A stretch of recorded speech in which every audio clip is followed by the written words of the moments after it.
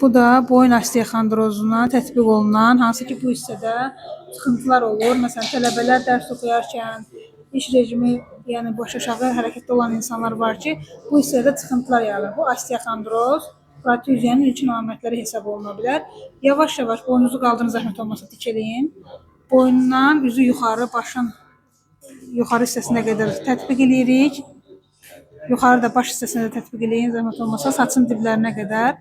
Həm saç tökülməsinə əziyyət çəkən insanlar, həm boyun osteoxondrozu, yorğunluq, duzlaşması olan insanlar çox əla şəkildə istifadə nəticəsində görə bilərlər. Gün ərzində 3 dəfə istifadə olunur, 5-8 dəqiqə masajla boyun arxasına duzlaşmadır, qan dövranı pozğunluqlarıdır, aradan qalxır. Həm də yüksək təzyiqi olan insanlar birbaşa olaraq damarları hərəkətə gətirərək burada təzyiqlərini də normallaşdıra bilərlər.